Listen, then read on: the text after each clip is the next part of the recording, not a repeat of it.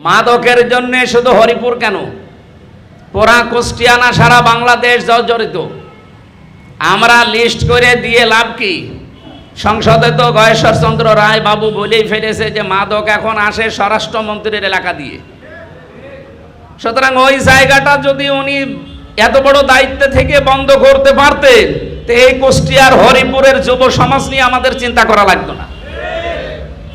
উনি তো ওখান থেকে সব সাপ্লাই দেয়, আর দোষ হয় এই যুবকদের, পুলিশের কি দোষ, যুবকদের কি দোষ? ওই রাস্তাটা বন্ধ করে দিলেই তো এদের হাতে আর আসে না। কথা বলেন ঠিক কিনা? সুতরাং আমরা চাই ওখান থেকে যেন বন্ধ হয়। এই 5 মাসে আমরা বন্ধ করতে পারতাম। আমরা কথা দিচ্ছি যদি জামাত ইসলাম দ্বারা, এরা কিন্তু বুঝে ফেলেছে। এই জন্যে আমার মনে হয় তারা ঘৃণা ভরে তাদেরকে এখন প্রত্যাখ্যান করেছে। তাদেরকে যে উদ্দেশ্য নিয়ে লাগিয়েছিল মাঠে, জনগণ তাদের থেকে মুখ ফিরিয়ে নিয়েছে। একটা মহিলার কাছে পর্যন্ত তারা ধরাশায়ী হয়ে গেছে ব্রাহ্মণবাড়িয়ায়। আপনি বলেন একটা মেয়ে লোক, সে স্বতন্ত্র দাঁড়িয়েছে, এরপরেও যদি তার কাছে আপনি পাত্তা না পান, হাজার হাজার ভোটে যদি আপনি সেখানে অন্তত পরাজয় বরণ করেন, তাহলে এই দেশের মানুষ আপনাদেরকে কোন চোখে দেখে এটা বোঝার মতো সময় কিন্তু এখন এসেছে। আমরা আহ্বান জানাবো আপনাদের জ্ঞান অনুযায়ী আগামীতে আপনারা আমল করবেন। আলেমদেরকে দিয়ে ষড়যন্ত্র এটা এখন শুধু করাচ্ছে না, এর আগেও বহু কাল থেকে এটা হয়ে এসেছে। আপনি দেখেন আলেমদের কাজই ছিল ঐক্যবদ্ধ হওয়া, ওয়াতাসিমু বিহাবলিল্লাহি জামিআ ওয়া লা তাফাররাকু। এই কোরআনের আয়াতটা মেনে চলা আমাদের সবার জন্য ফরজ ছিল। অথচ এই ফরজ কাজকে ডিভাইডেড করার জন্য কোনো বিষয়ে মতপার্থক্য আলেমদের থাকবে, এটা স্বাভাবিক ব্যাপার, সাহাবা একরামের ভেতরে ছিল। কিন্তু কোনো বিষয় নিয়ে আপনি মতপার্থক্য করে দল আলাদা করে আলাদা আলাদা দল বানাবেন, এটা ইসলাম সমর্থন করে না। বাংলাদেশে এই কাজ আলেমদেরকে দিয়ে এখন অনেকে করাচ্ছে। এটা ফেরাউন করিয়েছিল ওই জামানায়। কোরআনের সূরা কসস থেকে আমরা জানি যে ফেরাউন তার ক্ষমতাকে স্থায়ী করার জন্যে তার জাতির ভেতরে ছোট ছোট দলে বিভিন্ন মানুষকে ভাগ ভাগ করে রেখেছিল, আর একটা দলকে সে টার্গেট নিয়েছিল, সেটা মুসা নবীর দল। আমার মনে হয় এই ফ্যাসিস্ট যারা ছিল তারা এই কাজই এই 15.5 বছর করেছে। এখন অনেকে নব্য ফ্যাসিস্ট হওয়ার জন্য এই কাজগুলো আবার হাতে নিয়েছে। কি করে আলেমদেরকে ইসলাম থেকে, অন্তত আসল ইসলাম যেটা, সেখান থেকে বের করে নেওয়া যায়, সেই চিন্তা ভাবনায় অনেকে লক্ষ কোটি টাকা খরচ করছে। আপনি দেখেন মাওলানা মামুনুল হক সহ কিছু আলেমদেরকে আজ তারা জামাত ইসলামী বাংলাদেশের 11 দলীয় ঐক্য জোট থেকে বের করার আপ্রাণ চেষ্টা চালিয়েছে। সর্বশেষ তাদের মুরব্বীদেরকে ধরে, আকাবিদেরকে ধরে এই কাজ করতে তারা অলরেডি সফল হয়েছে। জামাত ইসলামী বাংলাদেশের ক্ষতি হবে না কারণ আমাদের লাভ ক্ষতির চিন্তা করি। আমরা সত্য করে বলছি, এ দেশে জামাত ইসলাম করি না, আমরা করি জাহান্নামের আগুন থেকে বাঁচার জন্যে। বলেন তো এখানে আমরা যারা আছি, আমাদের দুনিয়ায় সুখ শান্তি নেই? আজকে জমার দিন, ছুটির দিন, আমরা আনন্দ করে বেড়াতে পারতাম না? আমরা যে কাজে আছি এটা আমরা ইবাদত মনে করেই এসেছি, এই কারণে এইটাই আমাদের আনন্দ। প্রাণপ্রিয় কুষ্টিয়াবাসী, কুষ্টিয়ার উন্নয়নমূলক কাজে হাত দেওয়ার জন্যে যে প্রতিশ্রুতিগুলো আপনাদেরকে দিয়েছিলাম নির্বাচনের আগে, যেহেতু বিরোধী দলে আছি এই জন্য হয়তো সম্ভব হচ্ছে না, আর যতটুকু সম্ভব করার চিন্তা ভাবনা নিয়ে এগিয়ে যায়। যেই মানুষগুলো বিরোধিতা এতদিন করছে, সাথে ছিল, তারা এখন বিরোধিতা করার সর্বোচ্চ পর্যায়ে পৌঁছিয়েছে। যাদেরকে নিয়ে কুষ্টিয়ার উন্নয়ন করা সম্ভব, এই মানুষগুলোকে ভয় ভীতি দেখিয়ে ট্রান্সফার করিয়ে এমন কোনো কাজ নেই, মানে নিম্নহীন কাজ নেই যে তারা করছে না। তার বাস্তব প্রমাণ কুষ্টিয়ার ডিসি, সাবেক টিওনো, সিভিল সার্জনের যিনি ছিলেন, কুষ্টিয়ার মেডিকেল কলেজের সহকারী যে ডিডি, সদরের যে ডিডি, সবগুলোকে তারা, যাদেরকে দিয়ে উন্নয়নমূলক কাজ করা, সেবামূলক কাজ করা সম্ভব, সবগুলো তারা অলরেডি উপরে কথা বলে পাল্টিয়ে দিয়েছে। আপনি কি আমির হামজার বা জামাত ইসলামীর ক্ষতি করছেন, না নিজের পায়ে নিজে কুড়াল মারছেন? যে মানুষগুলোকে পাল্টালেন, এই মানুষগুলো থাকলে কুষ্টিয়ার মেডিকেল কলেজের 23টা বিভাগ এতদিন পর্যন্ত বন্ধ থাকতো না। আমি তো বলেছিলাম 1 মাস টার্গেট দিয়েছিলাম, 1 মাসেই সুসংবাদ শোনাতে পারতাম, কিন্তু পেছনে এমনভাবে টান দিয়ে ও ডিসি সাহেবকে পাল্টিয়ে দিল।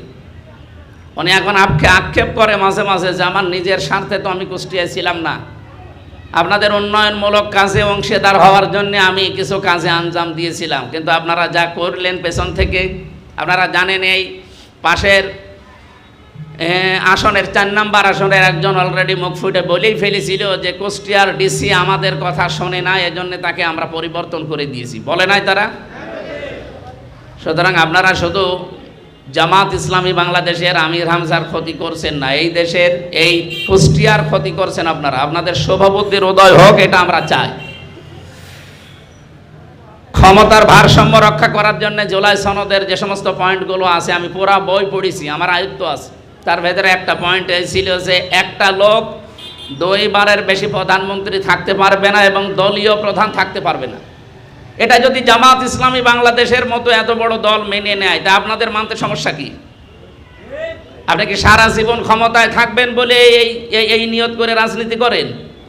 এখানে হাটো শরীফপুরে যিনি সেক্রেটারি ছিল তাকে পাল্টিয়ে নতুন একজনকে দিয়েছে। আপনি দেখেন তো জামাতের ভেতরে কোনো মারামারি হয়েছে কিনা? এটা অন্য কোনো দলে হলে মারামারি করে মরিয়েছে তো।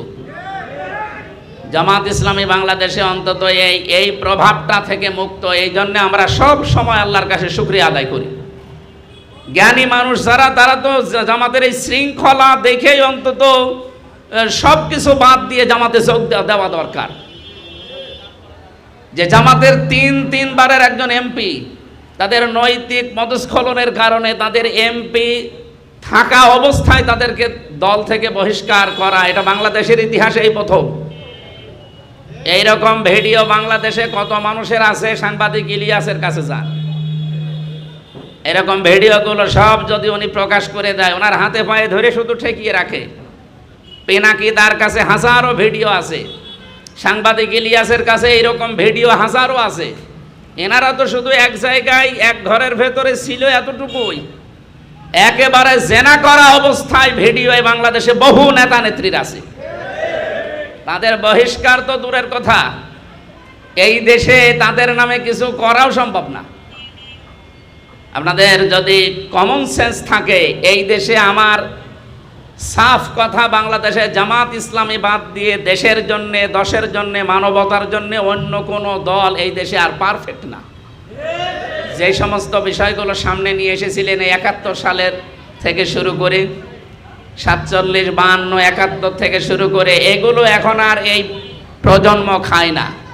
এই জন্য নতুন করে আমাদের উপরে এখন দোষ চাপানোর চেষ্টায় আছে আমরা সাহাবী বিদ্বেষী, নবী বিদ্বেষী। বলেন নাউজুবিল্লাহ। আমি আমার আকীদা বলছি, নবীরা হচ্ছে মাসুম আর সাহাবা একরাম হচ্ছে মাহফুজ। এর বাইরে আমার চিন্তা ভাবনা নেই। আমি মনে করি জামাত ইসলামেরও চিন্তা এটাই। মাওলানা মওদুদী রহমতুল্লাহ আলাইহের প্রতি যে সমস্ত দোষ এই আলেম নামে জালেমগুলো দেয়, তার জ্ঞানের ধারে কাছেও এই সবগুলো মিলে যেতে পারে না। এই জন্যে তাদের এই জ্বালা পোড়া। একজন মানুষের জনপ্রিয়তা সহ্য করতে না পেরে হিংসাত্মকভাবে ঈর্ষান্বিত হয়ে তাকে কি করে নষ্ট করা যায়, পেছনে লাগা যায়, এটা শয়তানের কাজ। বলেন তো এটা কার কাজ? এটা বহু মানুষ আজ নিজেদের কাজ বানিয়ে নিয়েছে। আল্লামা সাইদি রহমতুল্লাহ আলাইহের জনপ্রিয়তায় তারা ঈর্ষান্বিত হয়ে তাকে যে মিথ্যা মামলা দিয়ে দুনিয়া থেকে বিদায় করে দিল, এখন সব প্রকাশ পাচ্ছে। সুতরাং জামাত ইসলামের বিরুদ্ধে যারা এই সমস্ত দোষগুলো চাপান, আল্লাহকে ভয় করে। আমরা নবী বিদ্বেষী না, আমরা সাহাবী বিদ্বেষী না। আমরা সাহাবা একরামকে মহব্বত করি, নবীদেরকে ভালোবাসি। আমরা আমাদের আখিরাত নিয়ে চিন্তায় বাসি না। আর এই দোষ আমাদের উপরে মিথ্যা তহমত চাপিয়ে জাতি থেকে, জনগণ থেকে আমাদেরকে যারা বিচ্ছিন্ন করতে চান, আল্লাহর দরবারে জবাব দেওয়া লাগবে আপনাদের। কুষ্টিয়ায় আসেন, দলমত ভুলে যান। অন্তত এই 5 বছরে তো ডিসি, এসপি, টিওনো, ওসি পাল্টাতে পারেন। আমির হামজাকে পাল্টাতে পারবেন? সবাই বলেন তো পাল্টাতে পারবেন? সুতরাং 5 বছর আসেন না কেন, একটু কুষ্টিয়ার জন্য কাজ করি। মেডিকেল কলেজ যদি 23টা বিভাগই চালু হয়, এই যে গত কালকে আমার গ্রামে হালসা ডাবিরা ভিটা একটা ছেলে, যুবক মানুষ অ্যাম্বুলেন্সের সাথে মোটরসাইকেলে ধাক্কা লেগে তার মাথার তার ছিঁড়ে গেছে। আমি দর্শনাতে ছিলাম, আমারে কল দিয়ে বলছে কুষ্টিয়াতে ভর্তি করেছি, এখান থেকে ওনারা পরশু দিন নাকি এই অপারেশনটা আরম্ভ করবে, তার মানে শনিবারে, কালকে। সঙ্গে সঙ্গে এখান থেকে ঢাকা অথবা রাজশাহী পাঠিয়েছেন। বললাম রাজশাহী পাঠান, আমি দেখছি। বলেন তো এই 23টা বিভাগ চালু হলে এখান থেকে রাজশাহী যাওয়া আমাদের প্রয়োজন হতো? তা আমার তো নিজের কোনো দরকার নেই, আমি তো ঢাকায় পড়ে থাকলে 5 বছর কেটে যাবে। আমি যা করতে চাচ্ছি কুষ্টিয়ার জনগণের জন্য। এই জন্য সব কিছু আমি ভোলার জন্যে, পেছনে লাগা বন্ধ করার জন্য আহ্বান জানিয়ে আসেন। যতগুলো উন্নয়নমূলক কাজ আমরা হাতে নিতে চাচ্ছি, মালয়েশিয়া ছিলাম আমি 6 দিন, তাদের যে সমস্ত বিষয়গুলো দেখে আসলাম, এই বিষয়গুলো আমরা বাংলাদেশে কায়েম করতে চাচ্ছিলাম। কারণ সেরকম একটা অবস্থান আমাদের এই যে পাশে, তাদের যেমন নদীর ধারে, তাদের নদীর ধারটা তারা নিয়ামত বানিয়েছে। তাদের বিশাল ব্রিজ দেখলাম, একটা 9 কিলোমিটার, একটা 18 কিলোমিটার। এই ব্রিজের পাশ দিয়ে তারা যা করেছে, আমাদের কুষ্টিয়াকে ওই রকম না হলেও অন্তত অর্ধেক করা সম্ভব। কিন্তু আমাদের রাষ্ট্রীয় দুর্নীতি বন্ধ হওয়া দরকার। রাস্তার জন্য যে বাজেট আসবে, ব্রিজের জন্য যে বাজেট আসবে, এগুলো তো আমাদের নিজেদের লাইসেন্স নেই। এগুলো সব এই ফ্যাসিস্টের হাতে ছিল। এখন নব্য ফ্যাসিস্ট হওয়ার জন্য যারা চেষ্টা চালাচ্ছে, তাদের হাতে ওইগুলো তারা ভাগযোগ করে খাওয়ার চিন্তায় আছে। তাদের উদ্দেশ্য যে কুষ্টিয়াতে 4টা সিটের 3টা সিট জামাত ইসলামীর। এই 3 জন অন্তত যেন জনগণের জন্য এই 5 বছরে কিছু করতে না পারে। যদি করে ফেলে, আগামীতে আবার জনগণ তাদের দিকে যাবে। এদের মাইনাস করার জন্য আমাদের কোনো কাজ করতে দেবে না, এই সিদ্ধান্ত নাকি তারা নিয়েছে। আমরা যে সমস্ত বিষয়গুলো হাত দিতে চেয়েছি, তার ভেতরে কুষ্টিয়ার রাস্তাঘাট, ব্রিজ আর সেবামূলক যে প্রতিষ্ঠানগুলো আছে, বিশেষ করে মানুষের শরীরের সেবা করার জন্য হাসপাতাল কেন্দ্রিক, এগুলোই হাত দিতে চেয়েছিলাম। তো যেখানেই হাত দেয় সেই জায়গাতেই পাল্টিয়ে দেয়। হাসপাতালের ডিডি পাল্টিয়ে দিয়েছে, মেডিকেলের সহকারী ডিডি পাল্টিয়ে দিয়েছে, ডিসিকে পাল্টিয়ে দিয়েছে, টিওনোকে পাল্টিয়ে দিয়েছে, সিভিল সার্জনেও শুনছে তাকে পাল্টিয়ে দেবে। তা আমরা কাজ করব কি করে আপনি বলেন তো? যদি ক্ষমতায় যেতে পারতাম, তাহলে এই পাল্টি বন্ধ হয়ে গেলে কুষ্টিয়ায় এই 5 মাসে অনেক কিছু দেখতে পারত। মাদকের জন্য শুধু হরিপুর কেন, পুরা কুষ্টিয়া না সারা বাংলাদেশ জর্জরিত। আমরা লিস্ট করে দিয়ে লাভ কি? সংসদে তো গয়েশ্বর চন্দ্র রায় বাবু বলেই ফেলেছে যে মাদক এখন আসে স্বরাষ্ট্রমন্ত্রীর এলাকা দিয়ে। সুতরাং ওই জায়গাটা যদি উনি এত বড় দায়িত্ব থেকে বন্ধ করতে পারতেন, তো এই কুষ্টিয়ার হরিপুরের যুব সমাজ নিয়ে আমাদের চিন্তা করা লাগতো না। উনি তো ওখান থেকে সব সাপ্লাই দেয়, আর দোষ হয় এই যুবকদের, পুলিশের কি দোষ, যুবকদের কি দোষ? ওই রাস্তাটা বন্ধ করে দিলেই তো এদের হাতে আর আসে না। কথা বলেন ঠিক কিনা? সুতরাং আমরা চাই ওখান থেকে যেন বন্ধ হয়। এই 5 মাসে আমরা বন্ধ করতে পারতাম। আমরা কথা দিচ্ছি, যদি জামাত, তারা আমাদেরকে বলে দেখেন এবার জামাত 77টা সিট পেয়েছে, আগামীতে যে অবস্থায় জামাত ইসলাম যাচ্ছে 177টা সিট পাবে ইনশাআল্লাহ। এই কারণে এখন জামাতের বিরুদ্ধে যত রকমের ছোট থেকে বড় সব ষড়যন্ত্রগুলো ওরা চালিয়ে যাচ্ছে। জামাত ইসলামী বাংলাদেশের মানুষকে মব তৈরি করে, তাদের ক্ষতিগ্রস্ত করে, জনগণ থেকে তাদেরকে বিচ্ছিন্ন করার যে নীল নকশা করেছেন, আমরা কিন্তু সব বুঝেছি। সুতরাং আপনাদের আহ্বান জানাচ্ছি, ক্ষতি শুধু আমার একা হবে না। যেহেতু আমরা নৌকায় আছি, নৌকা ডুবে গেলে আমরা সবাই ডোবা লাগবে। ছোট মুখে বড় কথা বলা ঠিক না। মাননীয় প্রধানমন্ত্রীকে বলছি, আপনি একজন মাজলুম মানুষ, মাজলুম অবস্থায় থাকলে কিরকম লাগে আমার চাইতে তো আপনারা ভালো বোঝেন না। সুতরাং আহ্বান জানাবো, আপনি কন্ট্রোল করেন। আবার যদি ফ্যাসিস্টরা মাথা ছাড়া দিয়ে উঠে, শেষে আপনিও থাকবেন না, আমাদেরও যা ছিল তাই হবে। যেন আশা করছি আপনাদের শুভবুদ্ধির উদয় হবে, সবাইকে নিয়ে দেশ গড়ার কাজে আঞ্জাম দিতে। আসেন আমরা বাংলাদেশকে এগিয়ে নিতে, একটু খুব বেশি সময় লাগবে না, 5টা বছর চেষ্টা করেন, বাকি 5 বছর জনগণ সিদ্ধান্ত নেবে ইনশাআল্লাহ। আজকের এই সুধী এবং কর্মী সমাবেশে আমি আহ্বান জানাই, জামাত ইসলামী বাংলাদেশের পতাকা তলে আসেন, পড়াশোনা করেন, বোঝেন, এদেরকে দেখেন কাছ থেকে। এই মানুষগুলোর চাইতে ভালো মানুষ, এই মানুষগুলোর চাইতে স্বচ্ছ মানুষ অন্তত বাংলাদেশে আর পাবেন না। আমি তো সারা দেশ ঘোরা মানুষ, আমি দেখেছি, সবাইকে চিনি আমি। সুতরাং আসেন, সব ভুলে যান। জামাত ইসলামীতে আপনাকে আহ্বান জানাচ্ছি, পড়াশোনা করে বুঝে শুনে এরপরে দলে যোগ দেবেন। আল্লাহ রাব্বুল আলামিন আজকের এই কর্মী সমাবেশ, সুধী সমাবেশ কবুল করুন। আর 20-25 মিনিট পরে যেহেতু আজান হবে, আমাদের প্রধান অতিথি আছে আজকে এই ময়দানে যারা এসেছেন, এই সমাবেশ যারা সফল করলেন, সবাইকে ধন্যবাদ জানাচ্ছি। মাদক এখানে লিখে দিয়েছেন নির্মূল করার জন্য, এভাবে হবে না। স্বরাষ্ট্রমন্ত্রী একাই পারবে যদি ওই লাইনগুলো বন্ধ করে দেয়, তখন এই পুলিশ ভাইদেরও কষ্ট হবে না, আমাদের যুব সমাজগুলো ধ্বংস হবে না। আমরা আগামীতে কিছু পরিকল্পনা অলরেডি নিয়েছি, দেখি আস্তে আস্তে কি করা যায়। যেটাই নেই সেটাই তো বাধা দেয়। এই হরিপুরে আমি চেয়েছিলাম অন্তত 8-9 হাজার মানুষের কর্মসংস্থান তৈরি করার জন্য। চীন, তুরস্ক, জাপান 3 দেশের সাথে আমার কথা হয়েছে অলরেডি, কিন্তু পেছন দিক থেকে খালি কারা যেন তার কেটে দেওয়ার চেষ্টায় আছে।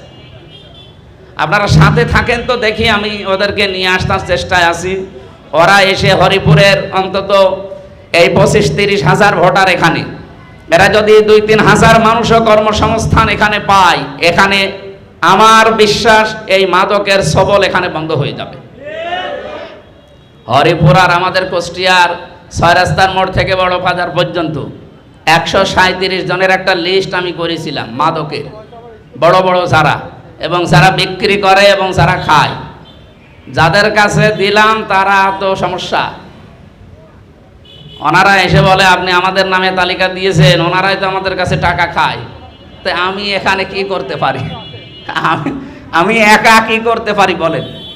সুতরাং সবাইকে আহ্বান জানাচ্ছি, যারা এর সাথে জড়িত, আপনি নিজেও নষ্ট হচ্ছেন, আপনার পরিবার নষ্ট হচ্ছে, আপনার সমাজও নষ্ট হচ্ছে। প্রশাসন সহ প্রত্যেকে আহ্বান জানাচ্ছি, যতদিন পর্যন্ত সরকার এ বিষয়ে শুধু ওই 0 টলারেন্স ঘোষণা দিয়ে শেষ করে রেখেছি, কাজের কাজ কিছু করতে চাই না। আমরা নিজেরা উদ্যোগ নিয়ে সামাজিক আন্দোলন গড়ে তুলি, দেখি কতদূর যাওয়া যায়। বাকিটা আল্লাহর ওপরে ছেড়ে দিয়ে আমরা শেষ করলাম। আমিন। আসসালামু আলাইকুম।